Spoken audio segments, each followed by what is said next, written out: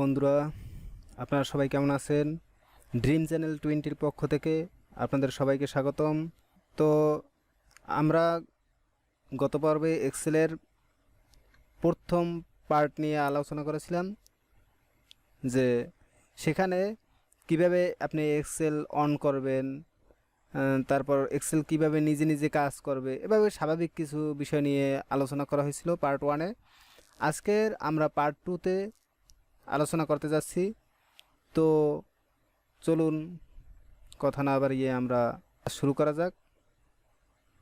তো এজন্য প্রথমে যেতে হবে আমাদেরকে এক্সেল শিট ওপেন করতে হবে। প্রথমে এক্সেল শিট ওপেন করতে হবে। চলুন এক্সেল শিট ওপেন করি। তো বন্ধুরা, ফাঁকে একটু কথা বলে নেই। আমাদের চ্যানেলের ধারাবাহিকভাবে যে কোনো বিষয় দেখানো হয়। তো আপনি যদি আমাদের চ্যানেলটি সাবস্ক্রাইব করে রাখেন তাহলে ধারাবাহিকভাবে যে ভিডিওগুলো আমাদের ছাড়া হয় তা আপনাদের কাছে অটো চলে যাবে। আর যদি আপনারা সাবস্ক্রাইব করে না রাখেন তাহলে আপনাদের কাছে এই ভিডিওগুলো পৌঁছাবে না। একদম ফ্রিভাবে পার্ট বাই পার্ট শেখানো হয়। এর দ্বারা আপনার উপকৃত হবেন। অন্য কোনো কোথাও গিয়ে আপনার স্পেশালভাবে শিখতে হবে না আশা করি। তারপর যদি বেসিক কোনো বিষয় আপনাদের শিখতে হয় কমেন্ট করে জানাবেন, সে বিষয় নিয়ে আমরা আলোচনা করব এবং আপনার কাছে ভিডিও পৌঁছে দেব। তো চলুন আমরা প্রথমে এক্সেল এক্সেল শিটটা অন করার জন্য প্রথমে যেতে হবে মাইক্রোসফটের অফিসে। এই দেখুন মাইক্রোসফট অফিসে, এখানে ক্লিক করে ফোল্ডারে তো আমরা এই যে এক্সেলের অপশনটি দেখতে পাচ্ছেন, মাইক্রোসফট অফিস এক্সেল 2007, এখানে ক্লিক করুন। তো এখানে ক্লিক করার পর আমরা এক্সেল শিটে চলে আসছি। আমরা এখান থেকে সরাসরি ওপেন করতে পারছি, অথবা আমরা যে গত পর্বে যে এক্সেলের যে প্রথম পার্ট শিখিয়েছি সেখান থেকেও আমরা ইচ্ছা করলে এটাকে ওপেন করতে পারি। তো দেখুন সেখান থেকে ওপেন করার জন্য আমাদের যেতে হবে প্রথমে, আমরা গত পর্বে আমরা শিখিয়েছিলাম যে আমরা কিভাবে ডেস্কটপ বা যে কোনো জায়গায় ফাইল সেভ করব, এক্সেলের ফাইল সেভ করব। তো দেখুন গত পর্বে আমরা ডেস্কটপে যেহেতু ফাইল সেভ করেছিলাম, দেখুন এমএস এক্সেল লেখা আছে, আমরা ফোল্ডারটিতে ক্লিক করলাম। তো ওপেন এসে দেখুন 1 লেখা আছে। আমরা গত পর্বে এই 1 শিটটিতে কাজ করেছিলাম, দেখুন অটো ওপেন হয়ে গেছে। আমরা পূর্বে যে কাজ করেছিলাম দেখুন সেটা কিন্তু আমরা এই এখনও আছে, এই যে নেম, তারপর এই যে যে কথাগুলো লেখা ছিল, তারপর এই যে সেল কিভাবে অনেকগুলো সেল কেটে একটা সেল বানানো হয়েছিল, ঠিক আছে, এগুলো বিষয় নিয়ে আলোচনা করা হয়েছিল। তো আমরা সেখানেই কিন্তু আছি। তো এগুলো সব আমরা আজকে ডিলিট দিয়ে দেবো, ঠিক আছে। তখন আমরা আগের জায়গায় ফিরে আসছি। এখানে একটা বিষয় লক্ষণীয়, দেখুন মার্জ অ্যান্ড সেন্টার, এটার দ্বারা কি কাজ করবেন?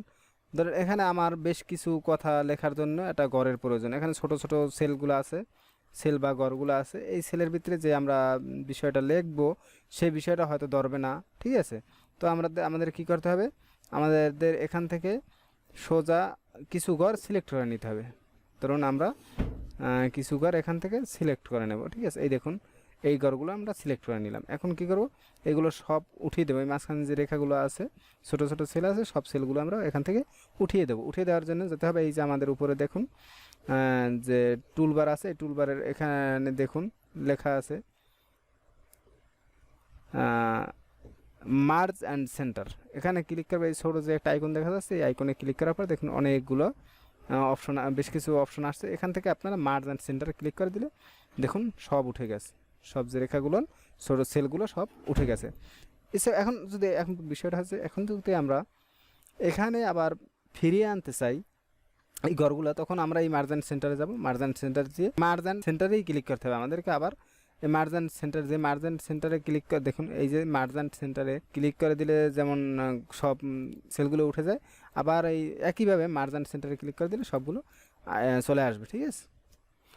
তো আপনারা এখান থেকে পারবেন, অথবা আপনারা একটা কাজ করছেন, ধরুন এখান থেকে সেলগুলো আপনারা মার্জ অ্যান্ড সেন্টার দিয়ে উঠিয়ে দিয়েছেন।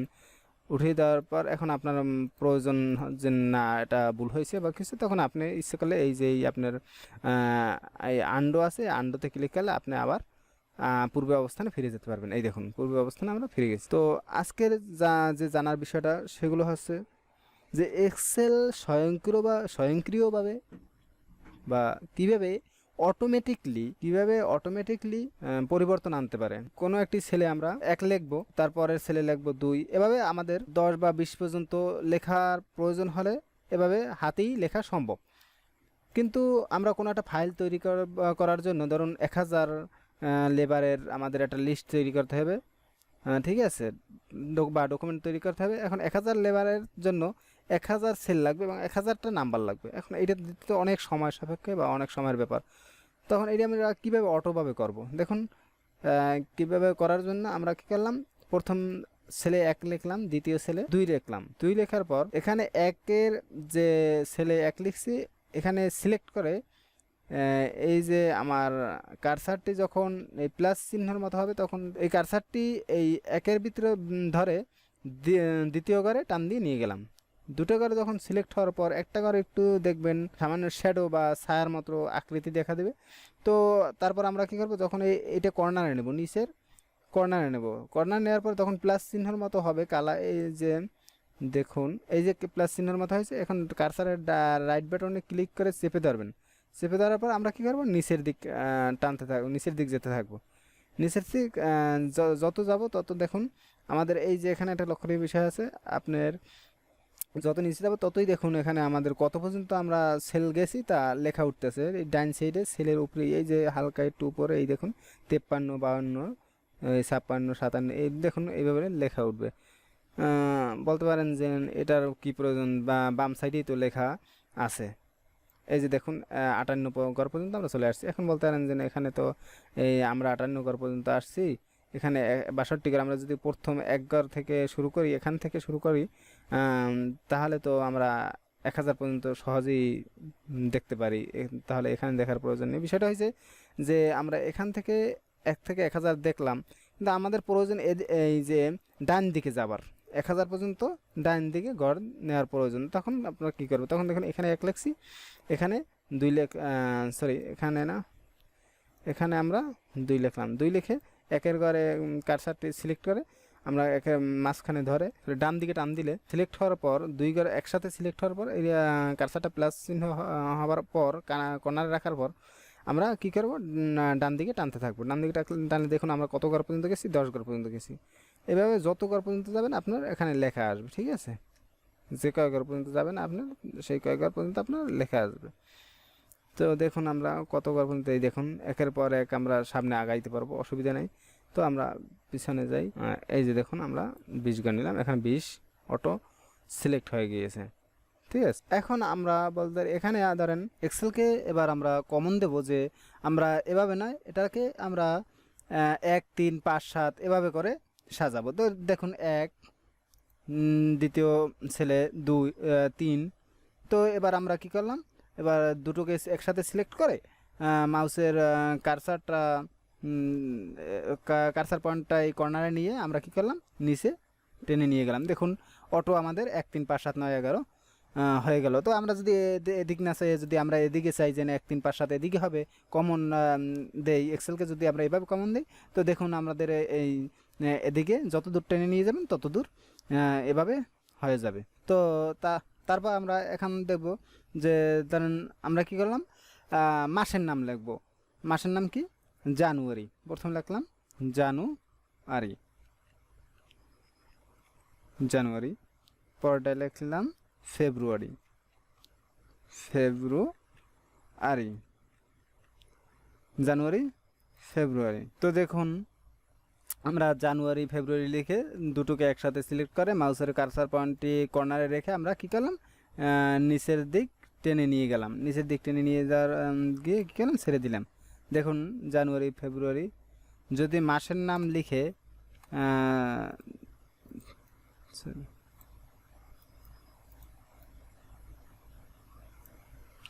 তো দেখুন আমরা যদি মাসের নাম লিখতে চাই এবার, তো মাসের নাম লিখতে চাইলে মাসের নামের ক্ষেত্রে একটু অন্য রকমের, এখানে এক্সেলকে কমন দিতে হবে শুধু একটা নাম, মাসের প্রথম নাম। দেখুন আমরা মাসের প্রথম নাম লিখলাম জানুয়ারি, জানুয়ারি, মাসের প্রথম নাম জানুয়ারি। তো আমরা মাউসের কার্সার পয়েন্টটি কর্নারে ধরে ঠিক আগের মতো আমরা কী করলাম, নিচের দিক টেনে নিয়ে গেলাম। দেখুন এই জানুয়ারি, ফেব্রুয়ারি, মার্চ, এপ্রিল, আমাদের এখন ডিসেম্বর পর্যন্ত হয়, আবার পুনরায় জানুয়ারি, ফেব্রুয়ারি, ডিসেম্বর, আবার পুনরায় জানুয়ারি, ফেব্রুয়ারি। তো আমরা মাউসে এবার এক্সেলকে কমান্ড দেব যে না আমরা কলামে করব না, এটাকে আমরা রোতে করব। তো রোতে করার জন্য আমরা কী করলাম, মাউসের কার্সার পয়েন্ট ধরে রোতে টানলাম, সামনের দিক টানলে দেখুন আমাদের এটি মাউসের কার্সার পয়েন্টটি এদিকে হয়েছে জানুয়ারি ফেব্রুয়ারি ডিসেম্বর পর আবার জানুয়ারি ফেব্রুয়ারি শুরু হয়েছে।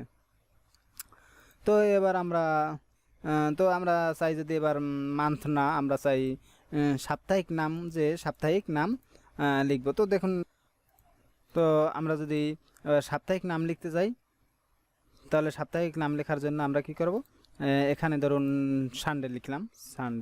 সানডে লেখার পর মাউসের যে কার্সার কর্নারে নিয়ে প্লাসের মতো হওয়ার পর আমরা কি করলাম, নিচের দিকটা নিয়ে গেলাম। নিচের দিকটা নিয়ে দেখুন সাপ্তাহিক নাম হয়ে গেছে। তো আমরা যদি এবার কমান্ড এক্সেলকে কমান্ড দিই না এদিকে না, আমরা কি চাই এবার এটাকে রোতে করব। তো তাহলে রোর দিক টেনে নিয়ে গেলাম, দেখুন তাহলে আমাদের সাপ্তাহিক নাম রোর দিক হয়ে গেল।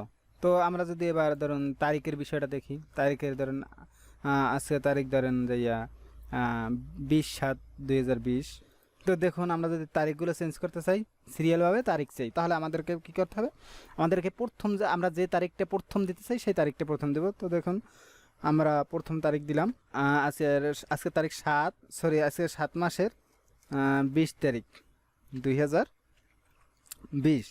তো আমরা এবার এটাকে সিলেক্ট করে এবার রকমের সিলেক্ট করার পর মাউসের কার্সার পয়েন্টটি কর্নারে রেখে, তো এখানে একটা বিষয় আছে, লেখার পর আমাদের অন্যটি ছেলে গিয়ে মাউসের কার্সার পয়েন্টে ক্লিক করে নিতে হবে। ক্লিক করে নেওয়ার পর তারপর এখানে ক্লিক করলে সিলেক্ট হয়ে যাবে। সিলেক্ট করার পর তারপর মাউসের কার্সার পয়েন্টে এক কর্নারে রেখে নিচের দিক টেনে দিলে আমাদের দেখুন তারিখ কিভাবে সিরিয়াল মেনটেন করছে, 7/20/7/21/7 এরকমের 7 মাস শেষ হয়ে 8 মাসের 1 তারিখ, 8 মাসের 10 তারিখ 14 তারিখ একারে দেখুন যতদূর আমি টেনে নিয়ে গেছি 8 মাসের 20 তারিখ পর্যন্ত সে চলে আসছে। এখানে একটা বিষয় আছে, বোঝার বিষয় আছে, সেটি হচ্ছে আমরা যদি এখানে আমি এখানে দিয়েছি 7 মাসের 20 তারিখ 2020 সালের। তো আপনি যদি চান এখানে যে না আমি কি করব, প্রথমে তারিখ দেব, তারপর মাস, তারপর দিন, দেখুন তারপর সাল। দেখুন আমি প্রথমে কি করলাম, প্রথমে দিলাম তারিখ আজকে 20 তারিখ 7 মাসের 2020। তো আমরা অন্য সিলেক্ট ক্লিক করে এই সিলেক্ট করার পর আমরা নিচের দিক যদি টেনে নেই, তাহলে আমাদের এই বিষয়টি এরকমের হবে না। কারণ কি এভাবে না হওয়ার কারণ হচ্ছে এই যে দেখুন আমাদের কম্পিউটার বা ল্যাপটপের যে ডাইন সাইডের নিচের কর্নারে তারিখ লেখা আছে, সেখানে দেখুন তারিখটা মেনটেন করা আছে। প্রথমে লেখা আছে মান্থ, তারপর ডে, তারপর ইয়ার, মানে প্রথমে মাস, তারপর দিন, তারপর আছে বছর, এরকমের সেট করা আমার কম্পিউটারে। যদি আমার কম্পিউটারে প্রথমে দিন সেট করা থাকতো, তারপর মাস সেট করা থাকতো, তারপর বছর সেট করা থাকতো, তাহলে আমাদের এখানে ঠিক হুবহু ওইরূপ কাজ করলে আমাদের বিষয়টা ওই রকমের হতো। কিন্তু যেহেতু আমাদের প্রথমে মাস দেওয়া, এখানেও আমাদের প্রথমে মাস দিতে হবে ছেলে। যদি আমরা শর্টকাটে কাজ করতে চাই, শর্টকাটে না করলে আপনি যেরকম ইচ্ছে সেরকম লিখতে পারবেন, এটা আপনার ব্যক্তিগত বিষয়। তারপর আরেকটা বিষয় আছে, আমরা এখন কী করলাম, ধরেন এটাকে মুছে দেই, তারপর আমরা যদি এটাকে ইচ্ছে করলে সামনের দিকেও কিন্তু নিতে পারবো না, একই সিস্টেম এই। তো এখন ধরুন আমরা কী করব, ক্যালেন্ডারে লেখা থাকে প্রথম যে সাপ্তাহিক যে নামগুলো ক্যালেন্ডারে প্রথম 3 অক্ষর দিয়ে লেখা থাকে। তো আমরাও কী করলাম, আমরাও এখানে 3 অক্ষর দিয়ে লেখা শুরু করলাম। ধরুন এখানে লিখলাম মানডে, ঠিক আছে, MON মানডে। দেখুন যেরকমের ক্যালেন্ডার লেখা থাকে ঠিক 3 অক্ষর দিয়ে আমরা লিখলে প্রতিটা ঘরে দেখি কীভাবে শর্টকাটে লেখা আসছে 3 অক্ষর দিয়ে, এই Monday, Tuesday, Wednesday, Thursday, Friday. আমরা এদিকে একই সিস্টেম, এই অসুবিধা নেই। তারপর আমরা যদি চাই এভাবে আমরা যদি কমান্ড দেই সেলকে, এক্সেলকে যেরকম আমরা কমান্ড দেব ঠিক তদ্রূপ কাজ এক্সেল আমাদেরকে করে দেখাবে, ঠিক আছে। তো এই যে আমরা শর্টকাট যে বিষয়গুলো শিখলাম, এটার দ্বারা আমাদের কি অনেক সময় বাঁচবে। ধরুন একটা কাজ বারবার করতে হবে বা বারবার লিখতে হবে, এটা না করে আমরা অল্পতেই যে কোনো অনেক বিশাল লেখা বা অনেক কিছু লেখাকে অল্পতে লিখে ফেলতে পারবো।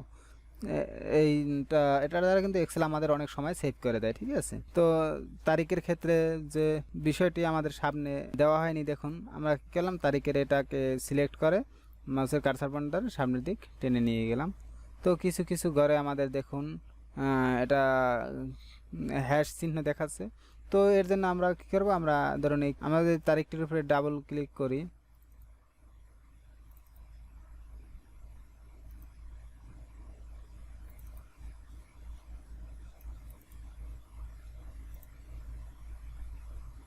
তাহলে কিন্তু আমাদের ওই বিষয়টা ঠিক হয়ে যাচ্ছে, ঠিক আছে, যদিও সব ঘরে ওরকম হয় না। তো এখন কি করতে হবে, এখন আমাদেরকে ধরুন আজকের মতো এখানে কাজ শেষ, তো এখন আমরা কিভাবে সেভ দেব। দেখুন আগে যে সেভ দিয়েছিলাম সেটি সেই ডকুমেন্টেই আমরা কাজ করেছি। এই ফাইলটি সেভ দেওয়ার জন্য আমাদেরকে অফিস বাটনে ক্লিক করে এখানে দেখুন দুইটি অপশন আছে, সেভ এবং সেভ এস। যদি আপনি এই ফাইলটিকে সেভে ক্লিক করেন তাহলে আগের যে ডকুমেন্টটা ছিল আমাদের ওই আগের ডকুমেন্টেই আমাদের ফাইলটা সেভ হয়ে যাবে। আর যদি আপনি চান না নতুন একটি ডকুমেন্টে সেভ করবেন, নতুন ডকুমেন্টে, তাহলে আমাদেরকে সেভ অ্যাসে ক্লিক করে দিতে হবে। সেভ অ্যাসে ক্লিক করে আমরা কাজ করে দেবো। তো দেখুন আমরা যদি সেভ অ্যাসে ক্লিক করলে অটোই সেভ হয়ে যাবে, আপনার আর কোনো কাজ করতে হবে না। কিন্তু সেভ অ্যাসে ক্লিক করলে কিছু কাজ করতে হয়, তার জন্য আমরা সেভ অ্যাসেই ক্লিক করলাম আর একটা ডকুমেন্ট কাজ করে, ঠিক আছে। তো সেভ অ্যাসে ক্লিক করে দিলাম, সেভ অ্যাসে ক্লিক করে আমরা ওই আগের যে ডকুমেন্টটা যে ফোল্ডারের ভিতরে আছে সেখানেই আমরা সেভ করব। করার পর আমরা এখানে 1 নাম্বার ডকুমেন্ট, আগেরটা ছিল 1 নাম্বার ডকুমেন্ট, আমরা এখানে কী করলাম 1 নাম্বারের জায়গায় আমরা 2 নাম্বার ডকুমেন্ট লিখে দিলাম, ঠিক আছে। ধরেন Excel 2 number document, Excel part 2।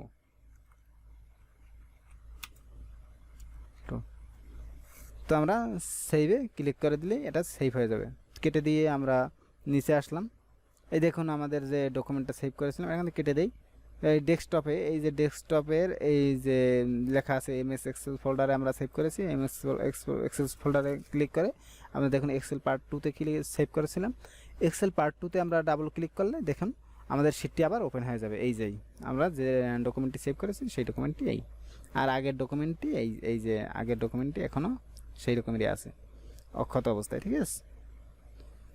তো ভিউয়ার্স ধন্যবাদ এতক্ষণ আমাদের সাথে থাকার জন্য। আর নিত্য নতুন ভিডিও পেতে আমাদের সাবস্ক্রাইব বাটনে ক্লিক করে দিন, যাতে পরবর্তী নতুন ভিডিও সবার আগেই আপনার কাছে আমরা পৌঁছে দিতে পারি। সো থ্যাংক ইউ, আবার পরবর্তী লেসনে দেখা হবে, ধন্যবাদ।